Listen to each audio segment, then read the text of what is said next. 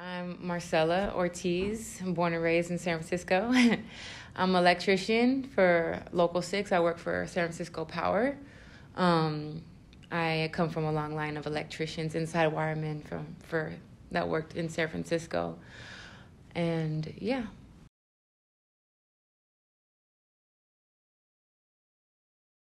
So both my parents were born in San Francisco. And then I believe on my mother's side, her mother was actually born in San Francisco, and then her mother's, I think it's like my great grandparents came, and then my father's side, he was born in San Francisco, and then my grandfather came from Texas, and he came and he lived in Texas until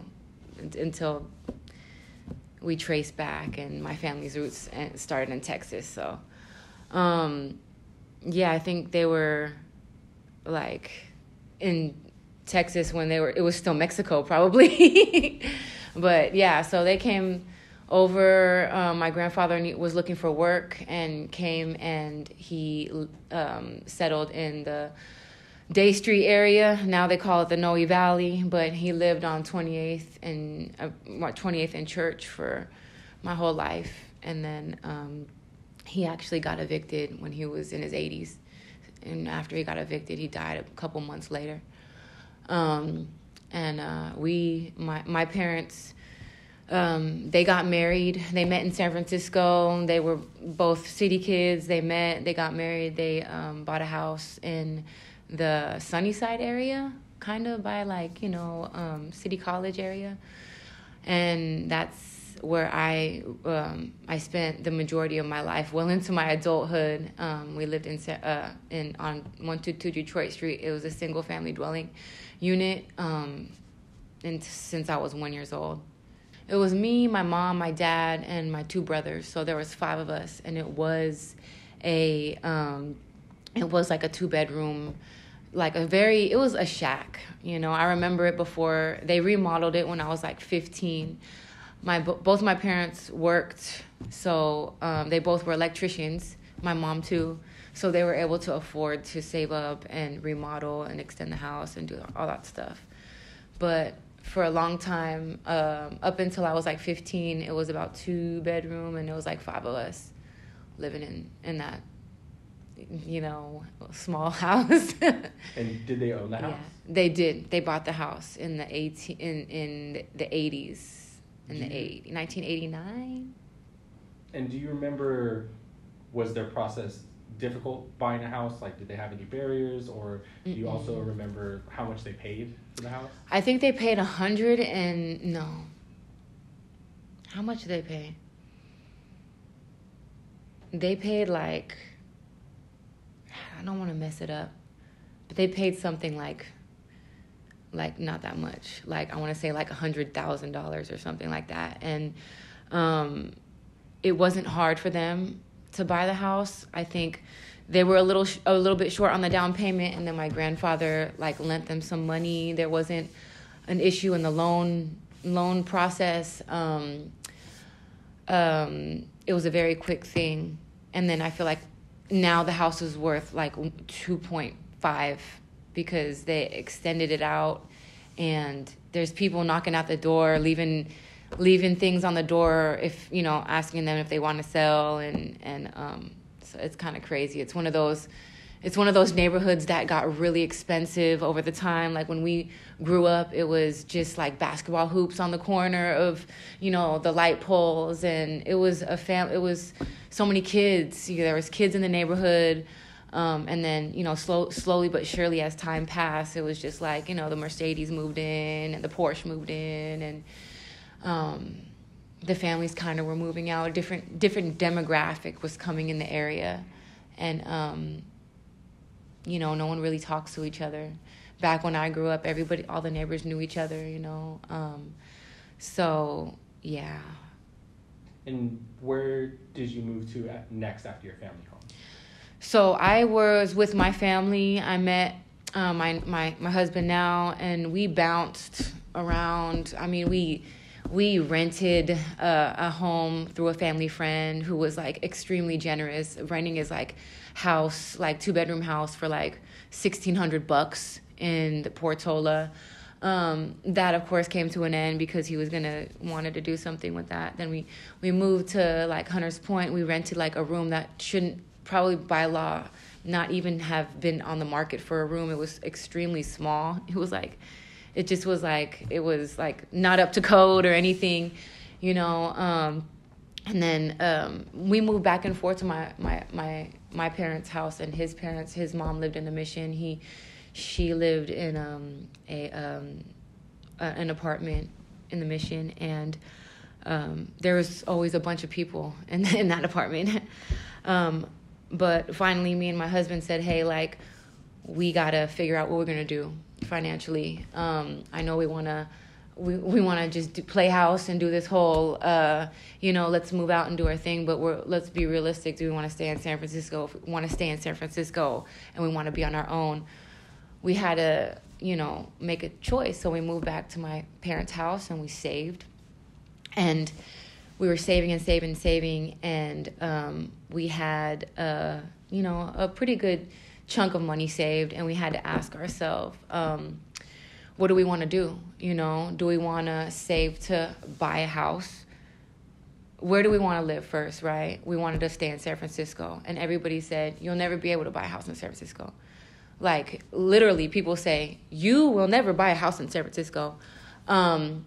And so, anyway, we knew we wanted to stay in San Francisco, so our options were save up to buy a market rate house, or to try to get a below market rate house. My brother bought a below market rate house through the San Francisco Housing Authority and that agency, or we can just rent and be renters. My mom always instilled in me ever since I was younger that it was just kind of like we had to buy a house. And it was instilled in us at a very young age that was just something that you did. My husband grew up differently. My husband's mom is an immigrant from Mexico. My husband's an immigrant. He came from Mexico when he was 1 year old. He's been here for 32 years, so he's, pretty much American. But, he comes from a place where you're just trying to make it. Owning a home anywhere is, there's no conversation about that. But since we're coming from different economical backgrounds, I was like, hey, let's try to do this, So we saved up, and we tried to get a below market rate house. So we went to every single class. We went to the one-on-one counseling. We went to all the classes. We went to the one-on-one counsel, the consultant, where they give you a counselor. Then we submitted all the paperwork. I had a big binder like this of all my taxes, all my pay stubs, all Martin's pay stubs, everything. And then we figured out that, okay, with the amount of much money I make and he makes, we will only qualify for like 100% median income. So that means that all these houses, only a set few are for 100% median income, right? So we said, screw it. Like, we come this far with this process. Let's just try, right? After you do all this work, then you can get into a lottery, right? Like, so we do all this work, and now it's just a lottery based, right? So we get in the lottery, but while you're going through the lottery, you have to try to find lenders, right? Or even to get into a lottery, you have to have lenders, and you can only go with the specific lenders that San Francisco Housing Authority gives you, right? So my husband has a federal tax ITIN number. He doesn't have a social. He's in the process of getting his social. We're doing that whole process. But there is no banks. There was only one bank that will allow him to be on the loan. And if you're getting a below market rate house, every single person who's over 18 has to be on the loan. So that means if you're a family trying to get a home with a below market rate housing, and you have your first son is 18, just turned 18, and then your daughter's 16, another daughter's 14, that 18-year-old has to be on the loan. That means his income bumps up your median income. even if he's working at Taco Bell. And so I don't know if that's fair. Anyway, so make the long story short, we went through that whole process, which was extremely, we were pulling out our hair. We were just, it was a hard process to go to. And English is my first language. I graduated high school. I went to a little bit of college. I would say that I'm, an educated person, and it was hard for me. So I know that if somebody is English is a second language, or is a mom, a single mom or a single parent, they will not have time to do that whole process. So anyway, we did the whole thing, and then we couldn't get a lender. So even if we won the lottery, we were out of the drawing. So the only other option, and maybe it was a godsend, was to buy a home in San Francisco. So we're like, all right, well, we have to save up more. So we saved up. My parents were like cool with it, right? They were like, whatever. If you guys paying rent, you could stay and save. And that's a blessing. A lot of people who are in San Francisco and, young families or young couples, they don't have a place to sit and stack and save, So we finally saved up a good chunk. And then my best friend's mom, Rocio, her mother, Luna, she owns a lot of property in San Francisco, and she says, when you're ready, I'll hook you up with the right people. And I hooked up with her lady, and she guided me through the process. And the lady was like, hey, look, everybody's going to say that you can't afford this. Everybody's going to say you can't do this. Everybody's going to say it's not worth it. But if you look at the numbers, it's worth it. And I just stuck with the people who done it, And so it gave me confidence, So we started looking for homes, and we started, house shopping, right? And me and my husband will walk into some of these homes. If you go to different parts of the country and people are selling their house in, Nevada or something, the agent will welcome you and try to sell the house and be a good salesperson. Not in San Francisco. They are on their phone, they're on the computer, and they don't care who come in, because they know they don't need to even do any work.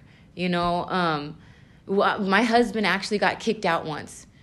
They said, excuse me, sir, like, this is an open house. We need you to leave. I said, we're here to look at the home. We have money. Like, we have enough money to purchase this home, and it was like they didn't even believe us. So you don't have to read through the lines to say that to buy a home, it's just extremely, you have to be rich, Anyway, so we finally found a home in Hunters Point, right on 3rd and Revere. It was a rough neighborhood, but it still sold for 1.1. And we got it. I called my brother. I said, I need to borrow 10. My mom and my dad, they helped us out with another 20. And with the money that we saved, we had enough. And so we got it. And I was like the happiest day of my life,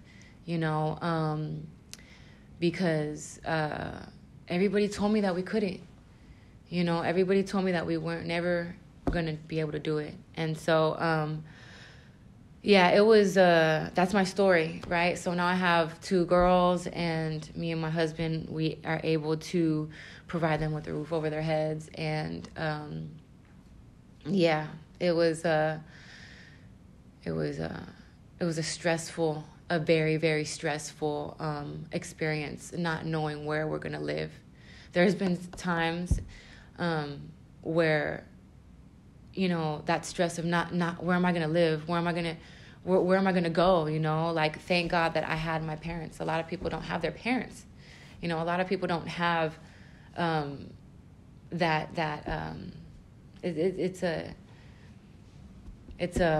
it's a privilege. Yeah, a lot of people don't have that privilege, and they got to get it out on their own, and it's hard.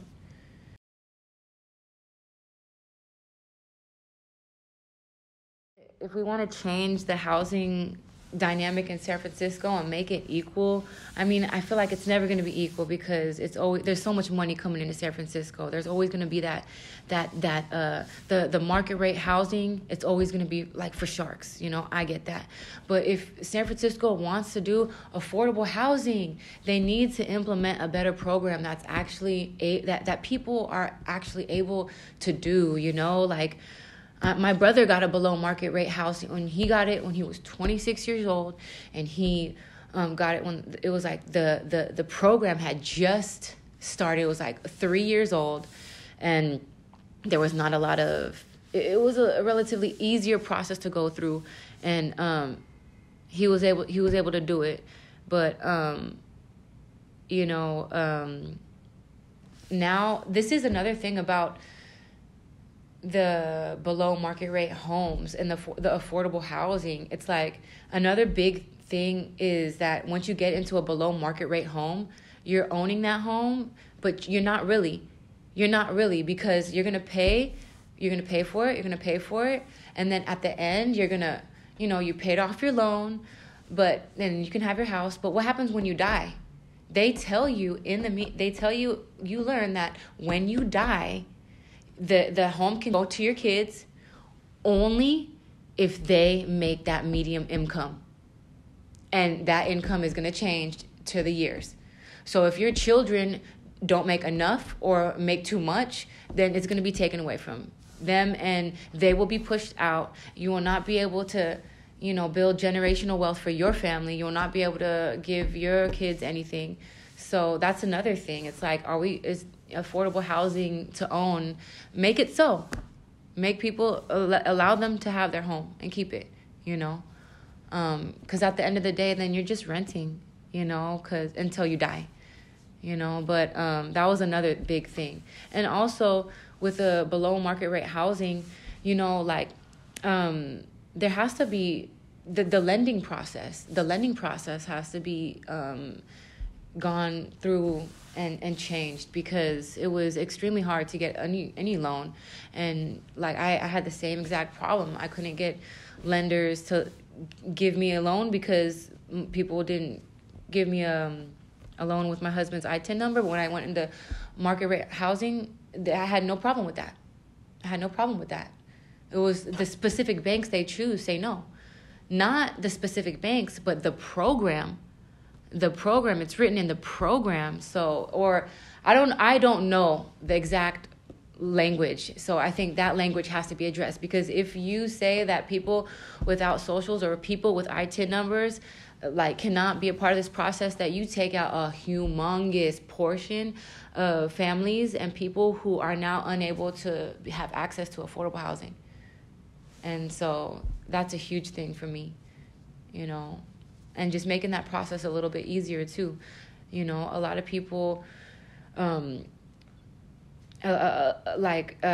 have to go in person. And I'm not saying this process has to be extremely easy, but like these are families. These are moms working 2 jobs. These are dads working 3 and 4 jobs, you know, that have to pay for childcare, that have to go to all these different things. So, you know, yeah, I just think that whole process has to be changed. There has to be more resources for people who have a harder time with English and everything. That's what I feel, you know.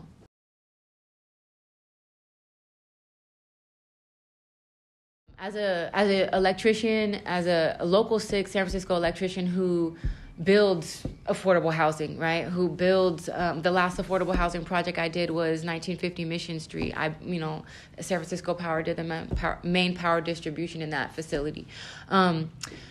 It's a bittersweet feeling for me, because when there's projects, when there's cranes in the skies, that means that I have work and that I won't sit at home, right? But it's bitter for me because I know that all these buildings are going to go up and there's only going to be X amount of housing for low income, and who's really going to move in, right? How is it really going to change the city? What is our city going to, you know, look like after this project? You know, that's why me me and my best friend, who's also a San Francisco native, we love to be on like hospitals and schools and projects like that. Because when we're building homes, it's kind of like, we don't really know. Because, you know, being a San Francisco native and watching the city change, it's been rough. It has been rough. I mean, you know, we see people getting evicted. Our families are getting evicted. My grandparents were evicted and shortly passed away once they had to move all the way to Dixon. You know, my best friend's mom, who lived on 19th and Guerrero, she was evicted. You know, and so many, these stories are it's just the displacement. It does something to community, because it's like it really hurts. It hurts people, you know. I think that what I realized, because when you grow up in San Francisco and you see the city change so much, and you have that sense of pride, right? Like when you meet somebody from San Francisco, you're like, oh, where are you from? Oh, where'd you go to high school, right? Like, and you see it change. When I was younger, I used to get upset, right? I used to get upset, like, man, with the gentrification, it comes all the different types of racism, right? Now all of a sudden you can't play your music loud in the park, or there's different people in the park, and it makes you feel unsafe, you know, or people look at you differently, or people look at your kids differently because you're a different skin tone, you know. That's how I felt like things kind of changed. I really felt the gentrification in terms of like with the racism. I felt that, especially in the Mission, you know. But I also understand that San Francisco is, you know, it's constantly changing, and that's the beauty of San Francisco. It's always going to be changing. There's always going to be people moving in and out, bringing their different beliefs, their philosophies, and that's the beauty of San Francisco. People come here because they can't be who they are, where they come from. So they come here because they know it's safe, you know. And I think that one thing that happened with the housing, I feel like it's the tech industry. The tech industry came, jacked up all the prices. We have a different type of people coming in the city now, and it's not really safe, because these are the people that are calling the police for every little thing, right? And that, you know, goes into a different whole, you know, problem, right? Like, I live in Hunters Point, and they said that this part of the city is the hardest, roughest part of the city. This part of the city, you'll hear gunshots in the nighttime, you know. But I can tell you right now that I know my next door neighbor, I talk to him every day. My next door neighbor on the left of me, I talk to him every day. Everybody knows the next neighbor across the street has mental illness. The other next door neighbor right here, we know his family. Everybody talks to each other. I don't know why is that. Why is that? They, you know, there's kids running in the street. People are helping each other. People are making sure they can get in and out of the parking lot. I don't know why that is. They say it's the roughest neighborhood in the neighborhood in San Francisco, but it's been the most welcoming to me. And it's the last gentrified, I feel like, in San Francisco. So I feel like I derailed a little bit, but yeah, the city changed so much. The biggest thing that I have a hard time with is I know that a lot of people that I grew up with, they don't have the luxury of staying home with their parents, and they have to go and buy a house in Oakley and Hayward or in all these. They be pushed out. They will get pushed out, and it's really a disheartening feeling when you grow up in a place and you want to raise your kids in this place, you want to raise your family here, but you have to be pushed out. That feeling is, you know, it's a hard feeling. It's a hard pill to swallow, you know. The pandemic has changed a lot of things in tech, and it's really, I'm really interested to see how, moving forward in 2023, what our housing looks like. I mean, I work downtown, I'm an electrician, and the office buildings are empty. Everything is empty. A lot of these buildings right now, they're empty. I don't know. I mean, maybe we can convert some of those to housing, to units. I'm just saying that there's a lot of real estate in San Francisco, and now with the changes and the different dynamics that the pandemic brought to San Francisco, we learn it and we adapt. I mean, this might just be a way for us to get some more affordable housing in the city, because these are buildings that are already up and vacant. So I don't know what that would entail with our economy or whatever, but just a thought.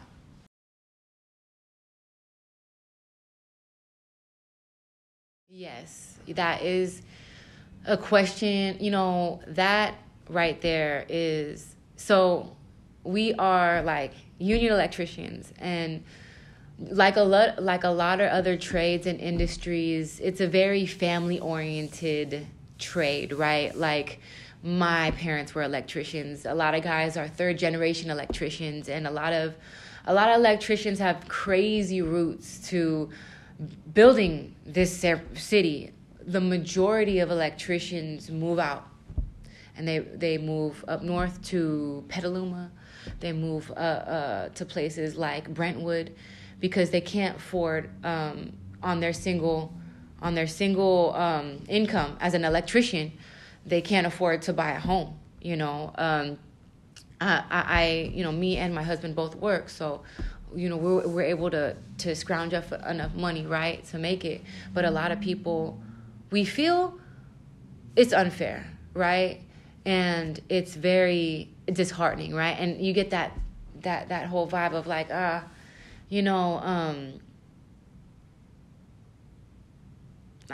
me just think about it real quick. It's really, like for a lack of better words, it's really BS. It is, because we're coming every day to build San Francisco, but we can't even get a piece of the rock. The majority of people can't even get a piece of the rock. And it just pushes everybody out. And it's just sad. It's really sad. We combat that when our contract comes up. We combat that like, hey, look, we want to raise. Every time our contract comes up, we go to bargain with our collective bargain agreement. We say, hey, look, cost of living is going up. If our wages should reflect how, one should live in San Francisco, and how much we should make should reflect that, So we are getting raises, and we do. We make great money, and we are one of the most highest paying trades worker, craftsmen out there. Yet we can't afford it. We can't afford it. So that's how it is in our industry. It's like everybody knows where are you gonna buy a house? Oh, Brentwood. Everybody's moving to Brentwood right now. There's some electricians that, like I say, have these privileges to stack and save with their parents, and they're coming from families who already have it. But the majority of tradesmen, not just electricians, plumbers, pipe fitters, everybody, they're commuting. Everybody's commuting.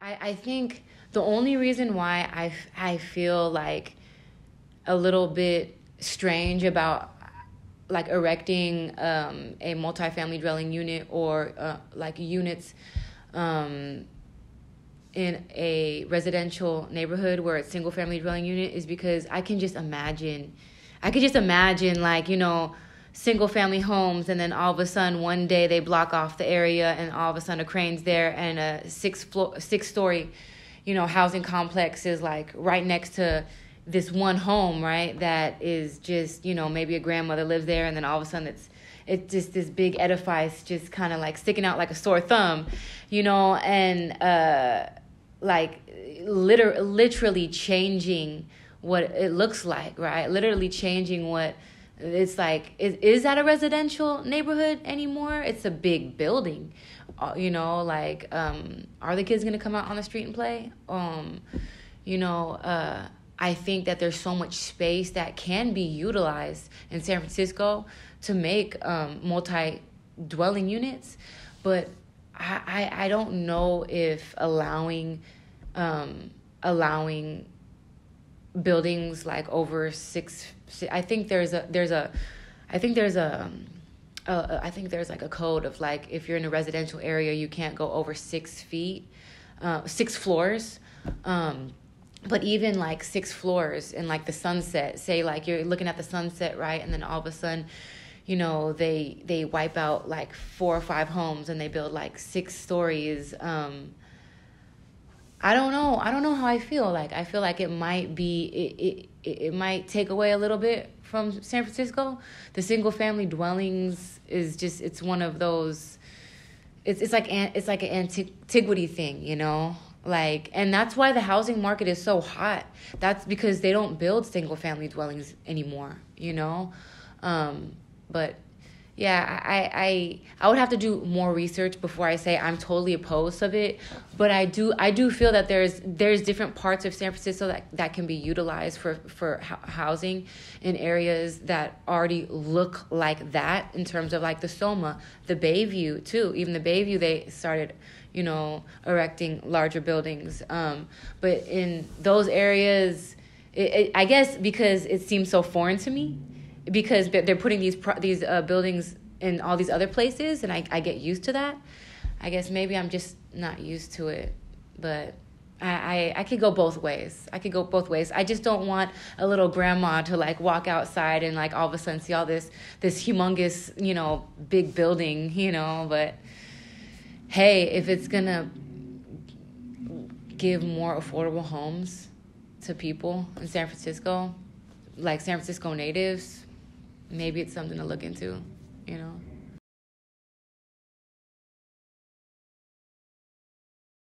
Oh, I think the most vulnerable right now is the Black and brown community. Honestly, I feel like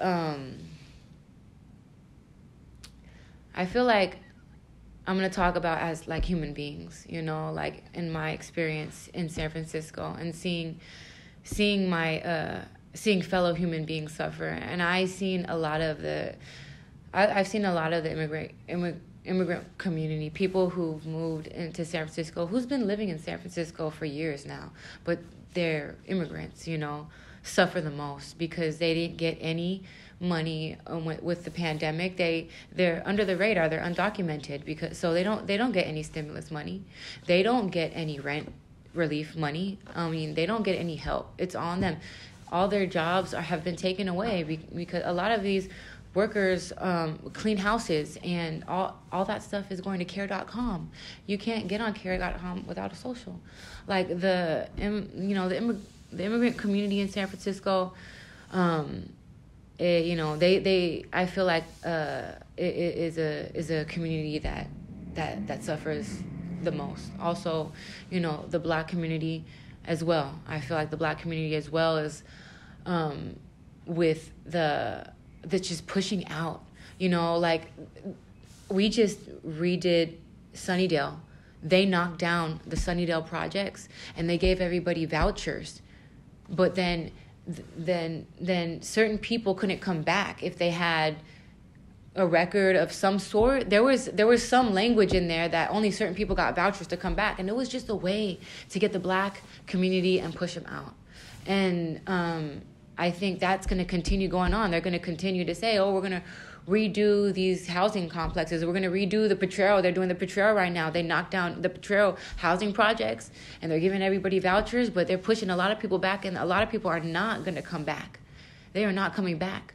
And that, though, I'm not trying to say like those people, but those are the communities that make San Francisco. The communities that have been here for so long, you know. Like, sorry, I just get I get emotional when I talk about it because, you know, like I had friends who lived in the projects, let's be real. I had friends who lived in Hunters Point. I remember going to sleepovers in Hunters Point. I remember to go pick up my friend in Potrero. And I didn't have any friends in Sunnydale, but to just see them come with a wrecking ball and you smash all these housing complexes and then rebuild new buildings, but only allow certain people to come back. I'm not down with that.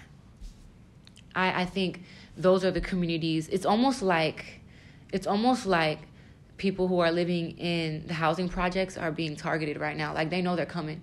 They know in their bones that they're gonna knock these down.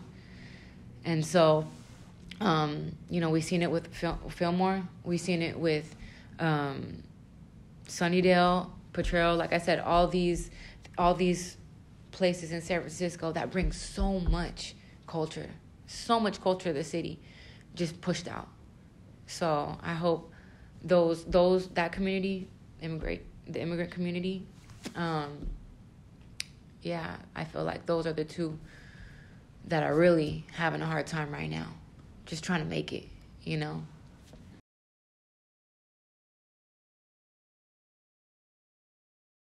In San Francisco, the Sunset and the, St. Francis area, the Richmond area, there's grocery stores, there's parks, there's bus lines that go there, there's schools, and so I just moved to, Hunters Point, that area, man, there's not even, there's a Foods Co.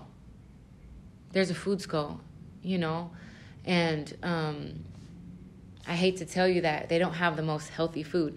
You have to drive at least 30, 45 minutes to get to a Rainbow or a Whole Foods, I would like to see more grocery stores that are healthy, like Good Life, Rainbow, with these co-ops that in like the Hunters Point, area, the Sunnydale area, over there where the Geneva Towers were, there's barely, they just put a T over there.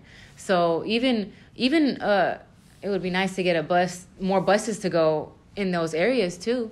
But more buses, healthy grocery stores that we can actually feed our kids. And I know foods are expensive right now, but but it would be nice to see more grocery stores out there, and more schools and more resources like after school programs, and soccer leagues and baseball leagues. And we have one YMCA.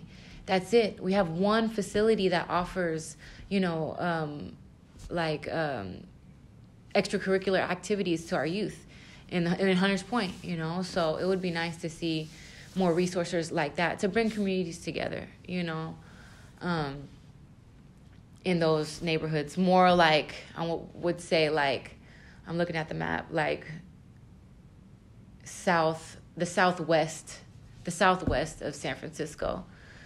It's just, there's nothing out there, but I guess it's still being developed,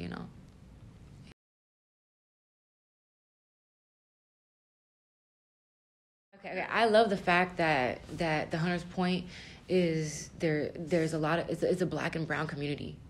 I love the fact that it's a black and brown community, and I could take my daughter to the park out there, and she can see other people of color,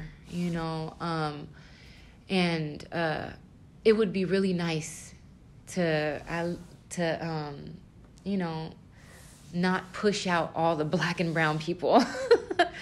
It would be really nice to keep that aspect. Hunters Point has always been, it's a black and brown community, and I like the fact that everybody is very social in my neighborhood.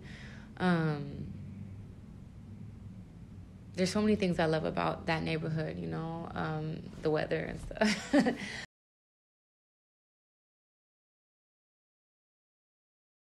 I would like to see more extracurricular activities for children. There's parks, but there's no clubhouses. There's no after school programs. There's no little league. There's no t-ball. There's the parks are dead because like Rec and Park, they don't have any facility. Like there's a park, but there's, you go into like the Richmond area and close by there is Portola, and they have baseball, Little League. They have all these different things, but if you get into, Hunters Point, like MLK, that park is always dead because there's nothing popping off. It would be nice to have some extracurricular activities for children and also for adults and seniors. Seniors like to get out too, People always forget about the seniors. They love the parks. I used to work for Rec and Park before I got into the trade. I was for SF Rec and Park. I worked at Mission Rec, all these different parks, and seniors love to get out. Just give them a ping pong table, But if we don't provide these resources, then no one's gonna come, and then the community is just gonna be divided, a little bit. So it would be nice to get some more activities happening in the parks, and like I said, some healthy choices for food, and it would. Yeah, I think that's extremely important. I'm really actually surprised that there hasn't been anything else going out there, I think there might have been a Whole Foods out there, one of these, I'm not sure, but it would be nice to get some healthy food out there,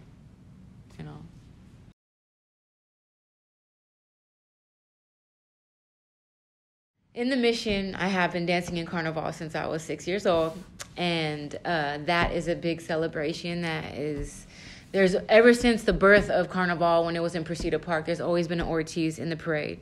So I can say that that celebration, and that coincides with the Jazz Festival, all these festivals, the Cherry Blossom Festival, all these festivals that make San Francisco unique because it brings it's such a melting pot.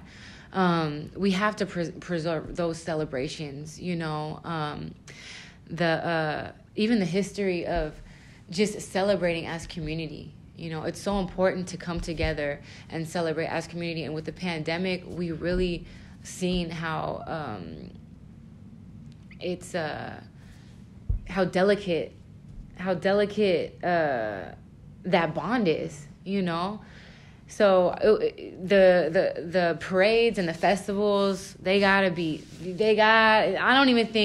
think the community would let you, take those away.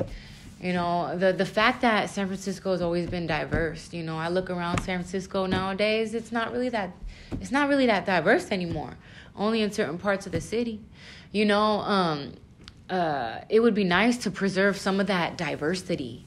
I don't know how you do that. I'm not, I'm just an electrician, but it would be nice to send my kid to a school and see, have a wide range of different cultures. That's how I grew up. I had black friends, I had white friends, I had Asian friends, and we had no idea. We didn't have any idea. We didn't know what racism was until we graduated high school and got into the real world, because that's San Francisco for you,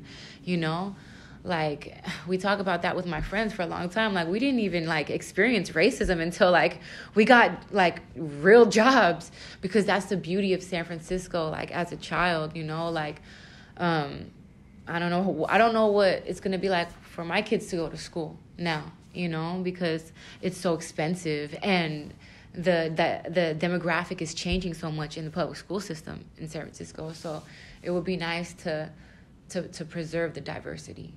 I think that's because once you preserve the diversity, the culture, the festivities, all that stuff comes with it. The minute you start pushing people out, and it's only one type of people, only two type of people, that's when you start getting the problems. That's when people start that's when you lose the essence of San Francisco. And that's what I kind of feel like. It's changed, but this new generation, and it's not too late. It's not too late to like I said, San Francisco is always going to be changing. It's like a living, breathing organism. It's always going to change. Things are always going to, it's always going to look different. It's going to be constantly evolving. And I think the best thing we could do is continue to get all different types of people in, and celebrate all different types of people and keep it like that, you know, and that's hard, you know. You know.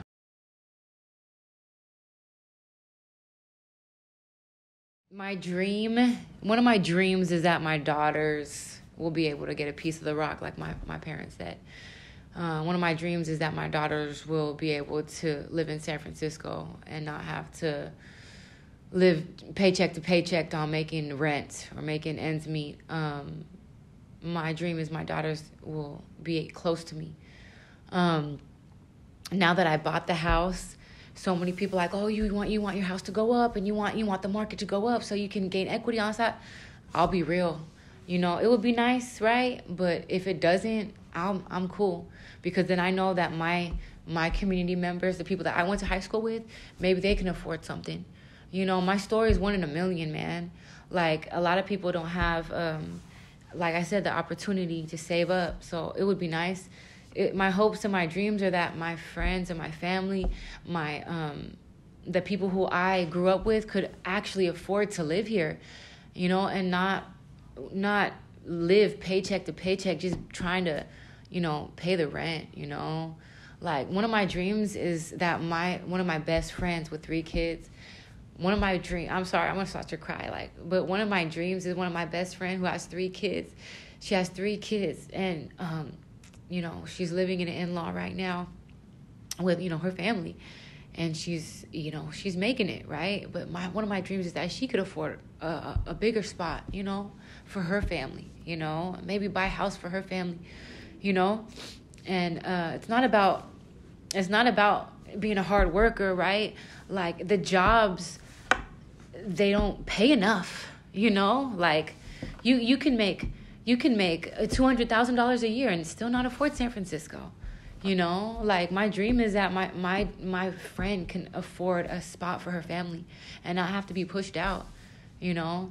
That's my hopes and dreams, you know. All the families like that, all the families that are struggling, all the families that are living in an in-law with 5 and 6 people struggling to pay rent, that they can afford something bigger for their family, you know. So everybody's not crammed up in a little space, you know. Like, that's my dream. I would like that, you know. I would like that. I would think that would be nice, you know.